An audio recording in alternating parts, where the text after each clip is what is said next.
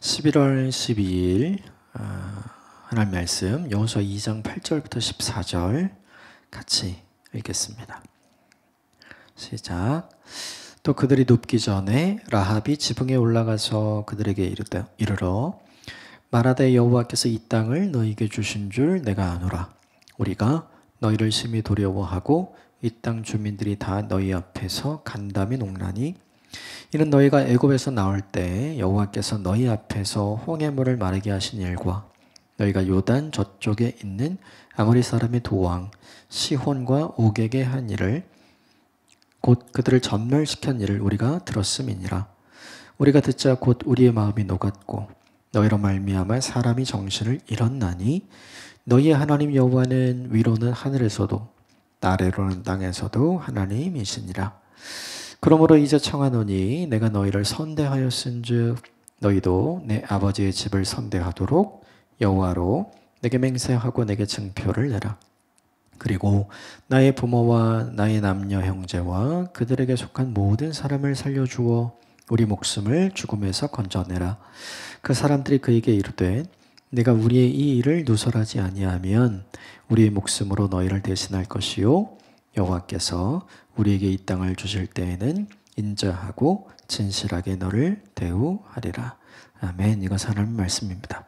어제 본문에 이어서 같이 좀 오늘 본문을 보면 라합이 생각을 바꾸게 된 이유가 이제 오늘도 좀 더 분명하게 드러나죠.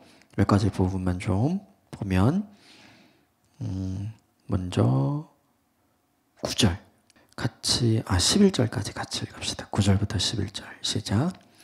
말하되 여호와께서 이 땅을 너희에게 주신 줄 내가 아노라. 우리가 너희를 심히 두려워하고 이 땅 주민들이 다 너희 앞에 간담이 녹나니 이는 너희가 애굽에서 나올 때 여호와께서 너희 앞에서 홍해물을 마르게 하신 일과 너희가 요단 저쪽에 있는 아모리 사람의 두 왕 시혼과 오게게 한 일 곧 그들을 전멸시킨 일을 우리가 들었음이니라. 우리가 듣자 곧 마음이 녹았고 너희로 말미암아 사람이 정신을 잃었나니 너희 하나님 여호와는 위로는 하늘에서도 아래로는 땅에서도 하나님이시니라.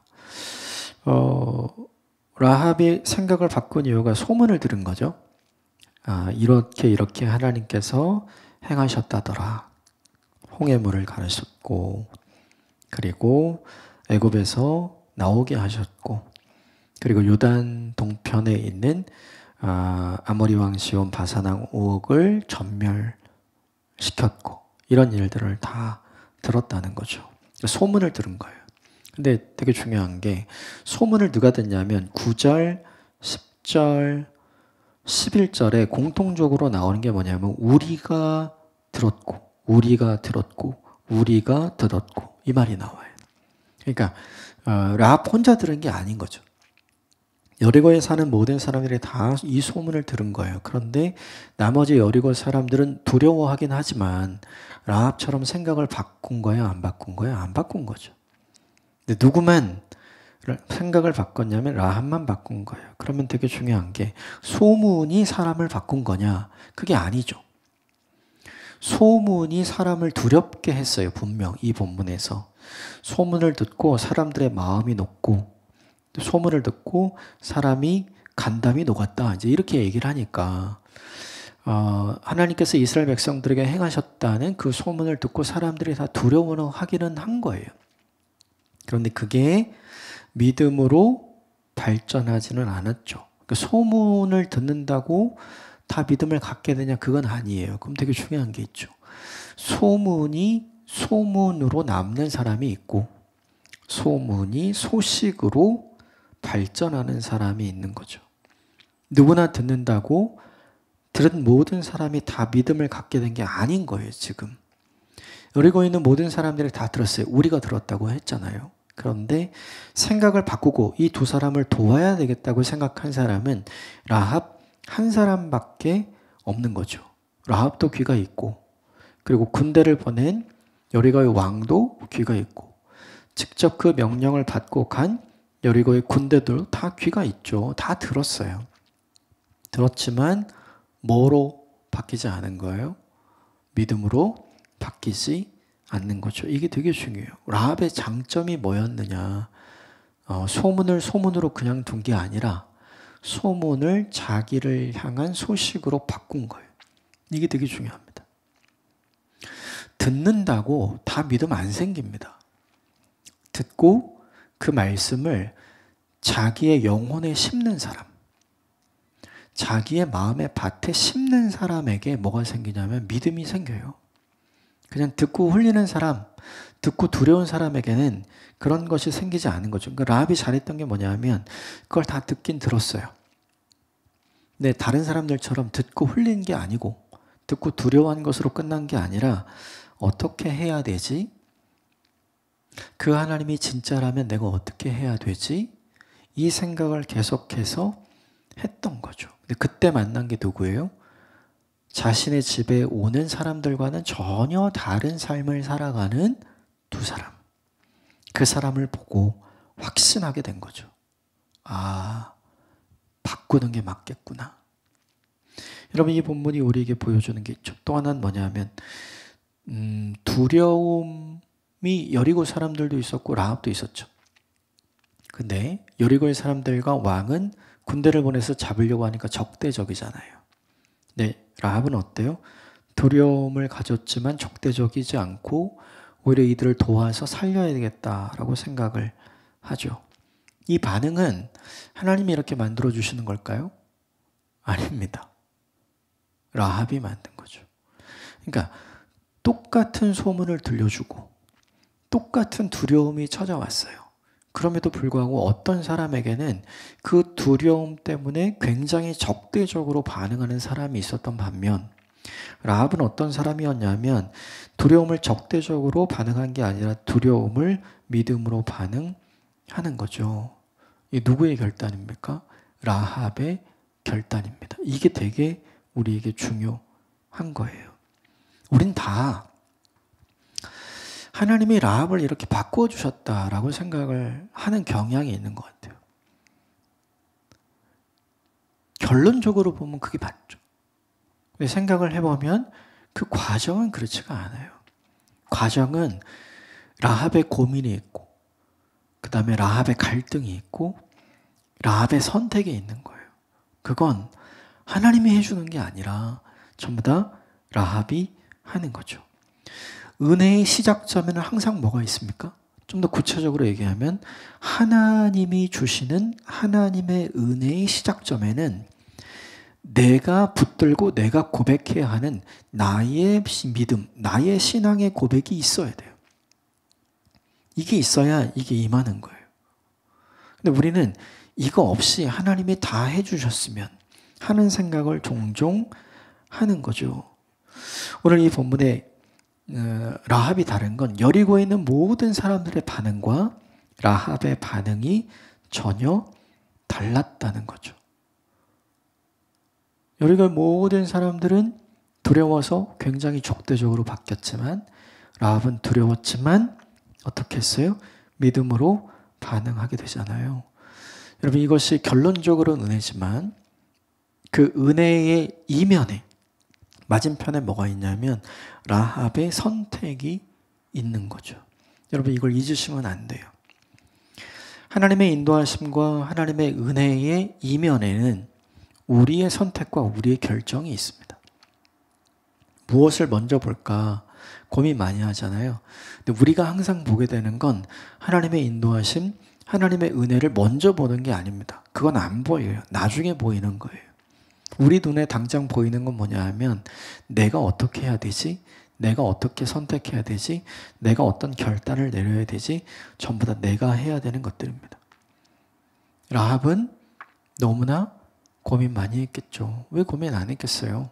어제 본문처럼 여리고의 영웅이 될 수 있었죠. 그런데 지금 여리고의 역적이 되는 걸 선택을 하는 거잖아요. 근데 왜 그 선택을 하는 거예요? 그 뒤에 계신 하나님이라는 존재 때문에. 그가 본 적도 없고 그가 만난 적도 없고 그 믿음의 실체가 무엇인지를 그는 경험해 본 적이 없어요. 다만 듣고 저게 살 길이야 라고 누가 생각한 거예요? 라합이 생각한 거죠. 그러므로 되게 중요한 게 있어요. 이 이후에 라합의 집에 이제 은혜가 임하고 기적이 임하잖아요. 되게 중요한 게 있죠. 그게 뭐냐 하면 은혜는 분명히 임하는 거예요. 근데 그 은혜가 임하기 위해서 우리가 해야 된 건 믿음의 고백을 해야 하는 거죠.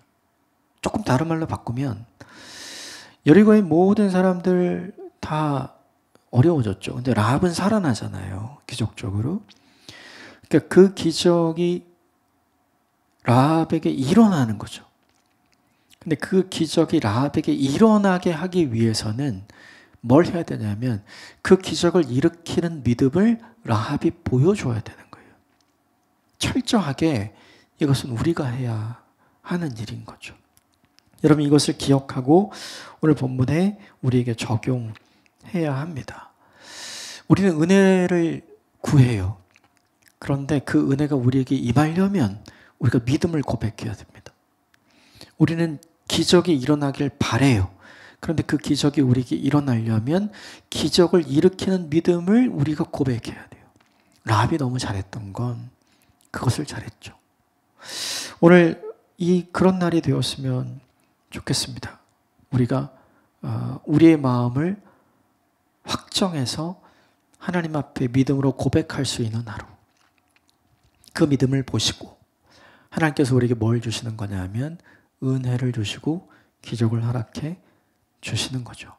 오늘도 믿음의 사람으로 이 하루를 살게 되길 바랍니다. 중요한 건 라합만 그거 들은 거 아니잖아요. 다 들었잖아요.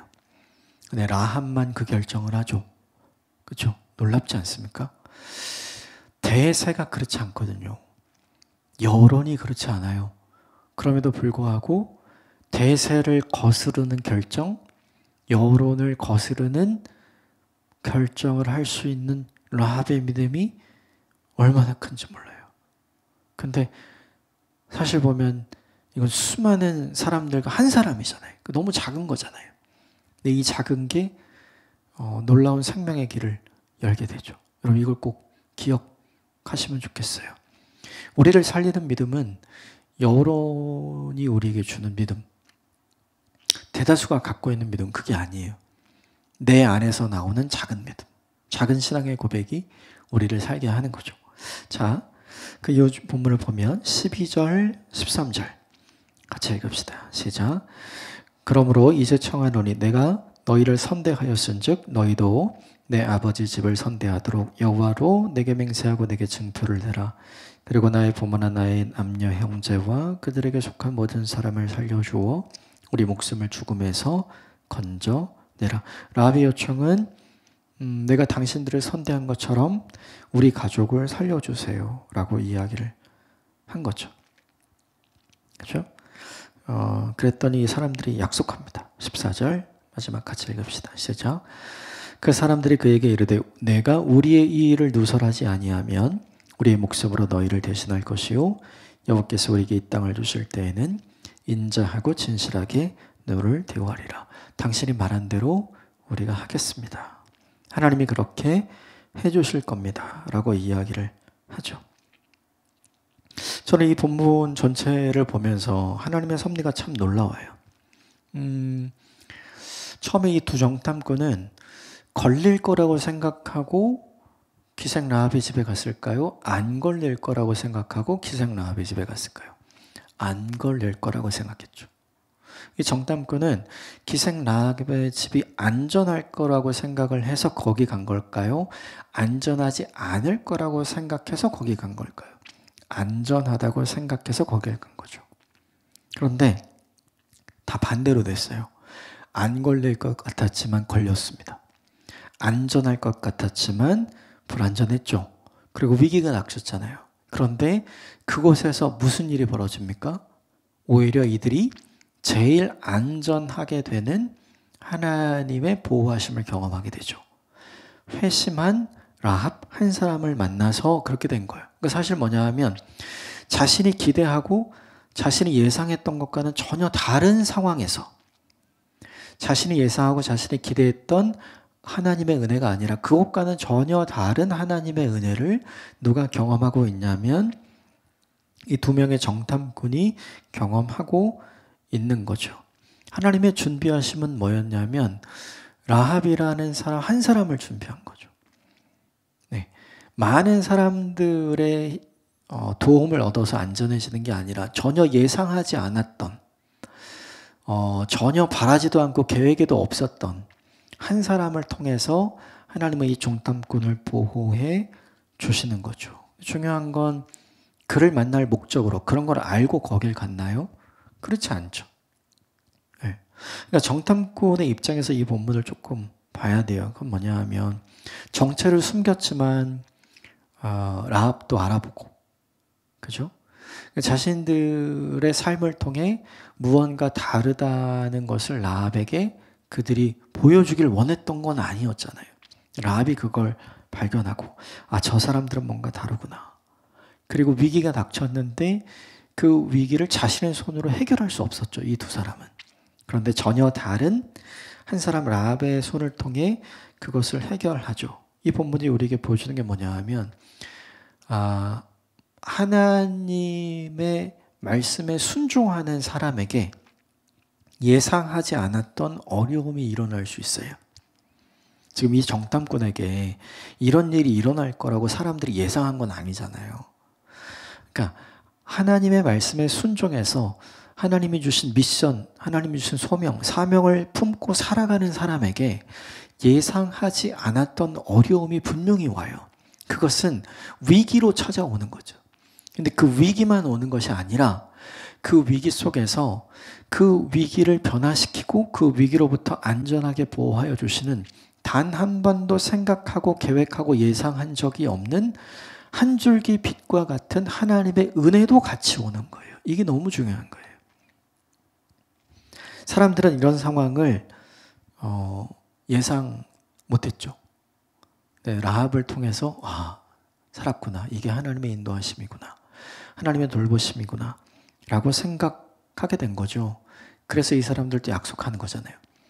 내가 당신에게 그 도움을 받았듯 당신도 우리에게 그 도움을 받게 될 것입니다. 이 고백이 뭐냐 하면 우리가 그렇게 해줄게 이렇게 한 거잖아요. 우리가 당신을 기억할게요. 당신이 우리를 기억했던 것처럼. 이게 사실은 계획 속에 있었고 예상 속에 있었던 게 아니잖아요. 이걸 우리에게 좀 적용해 보면 우리가 예상하지 않고 계획하지 않았던 만남들이 있어요. 그 만남을 통해서 하나님은 전화위복의 기회를 우리에게 주실 때가 있거든요. 그러면 우리가 해야 할 일이 있어요. 그것은 뭐냐 하면 하나님의 말씀에 순종하는 자에게 위험이 없다. 그렇지 않아요. 위험이 있어요. 어려움이 있습니다. 근데 그걸로 끝나느냐?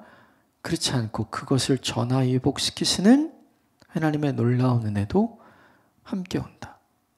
이게 되게 중요한 거죠. 이 두 사람에게는 이것이 얼마나 큰 인생의 간증이 되었을까요?